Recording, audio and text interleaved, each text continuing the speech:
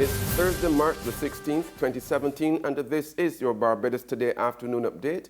I'm Emmanuel Joseph. Thanks for joining us. Topping the news at this hour, Prime Minister Stuart has rejected his former counterpart, Owen Arthur's suggestion to cut links with the US dollar and peg the local dollar to a basket of currencies.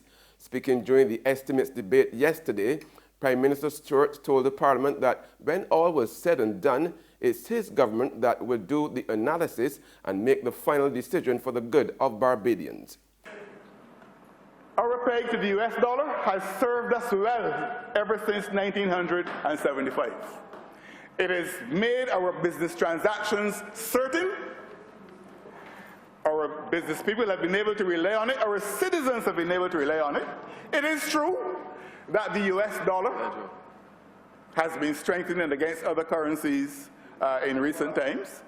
But that has happened before, and that can change as well.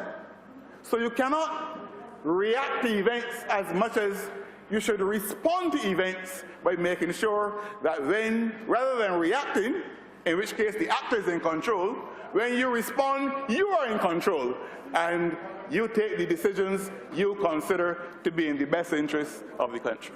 However, opposition MP for St. Andrew, George Payne, accused the Prime Minister of being ignorant of what's really going on in the country. As he spoke, it reminded me of 3 books that I'd read. The Leader Who Had No Title, The Leader Who Had No Balls, and The Leader Who Had No Clue. And Mr. Speaker, it is fairly obvious. If you want me to make those books the documents of the House, I would. But it is obvious, Mr. Speaker. It is not obvious, Mr. Speaker. He is not even in touch with his own cabinet. Because the member for St. James South, you see that the Democratic Labour Party at the moment is divided into 3 factions. And the honourable member for St. James South, the honourable member for St. James South, I will not be distracted, is the leader without no title. In sport, Middlesbrough have sacked manager Aitor Karanka after 3.5 years at the club. Borough are also winless in their last 10 Premier League games and currently sit in the relegation zone, 3 points from safety with 11 games remaining. They are also the league lowest scorers with just 19 goals and were knocked out of the FA Cup by Manchester City last weekend. Assistant head coach Steve Agnew will take control of the first team. There's regional and international news after this short break. Get your paper, get your paper. Only $2.25, $2.20. Who? For what? That's Bear Stair News. I don't read about that from Barbados Today since last night. That can't only can't do. $2.20. Who? The Barbados Today, news you can trust.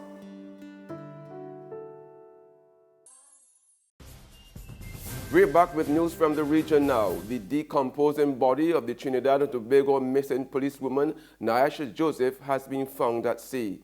After a 5-day search, the body of the 22-year-old constable was discovered at the mouth of the Caroni River. In the distance, a fishing boat and a Coast Guard vessel slowly making their way to the port of Port of Spain. One contains a body. It's an end of a nearly week-long search for the missing WPC.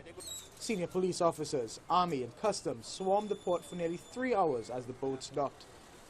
The confirmation that everyone had feared. Police and Coast Guard say a fisherman found a body of a woman in a bag floating near the mouth of the Caroni River. We have a report of a missing woman police officer, and through the investigation over the last couple of days, we've received information that it is quite possible that the body was dumped in a location where, in fact, in that area today is one of the areas that it said it was dumped, and we have no other such reports of any missing persons with that kind of information, and as such that lead us to believe that it is quite possible it is her. DCP Dick denied rumors the body was bound and weighed down with bricks. He did say, though, that the body had begun to decompose, but could not estimate how long that she had been dead. In more regional news now, the police commander in Guyana, Marlon Chapman, has called on commuters to report drivers who resort to excessive speeding on the roadways. Here's Javon Vickery. The commander says the division has received numerous reports from commuters about public transportation drivers speeding on the East Coast route. Fatalities on the East Coast have increased compared with this time last year. Commander Chapman says drivers, especially minibus operators, will face serious sanctions for their lawlessness. There has been a 5% increase in road fatalities on the East Coast compared with the previous year. For the accident, that's something we really have no control of, because persons use the road in all sorts of manner. Drinking and driving recklessly, and stuff like that. One would fail to understand that you're in the vehicle, you have to control it. You're on the motorcycle, you have to control it. But some guys, I guess want to create another circuit on the East Coast. On the international scene, a defiant Donald Trump has pledged to appeal against a federal judge's order placing an immediate halt on his revised travel ban, describing the ruling as judicial overreach that made the United States look weak. In granting the temporary restraining order in response to a lawsuit by the state of Hawaii, U.S. District Judge Derek Watson found on Wednesday that a reasonable objective observer would conclude that the executive order was issued with a purpose to disfavor a particular religion. We get more in this Reuters report. President Trump's new travel ban gets slapped down again for now. A U.S. judge in Hawaii granting a temporary restraining order Wednesday, hours before the new executive order temporarily banning visitors from 6 Muslim-majority nations was due to take effect. Reuters legal correspondent Dan Levine is in Honolulu and said the judge was tough on both sides during the hearing. He told the state of Hawaii that he thought the executive order, the new one, was pretty neutral on its face when it came to religion, that it didn't seem to apply to Muslims themselves. However, he was also pretty clear that we had to look at Trump's statements as well, and that he's allowed to do that. The state of Hawaii had said that Trump's campaign website still has statements on there advocating a complete ban on Muslim immigration to the U.S. Hawaii's Attorney General challenged the new ban signed on March 6th, which revamped an earlier, more sweeping order, arguing the state's universities and tourist economy would be harmed by the travel restrictions.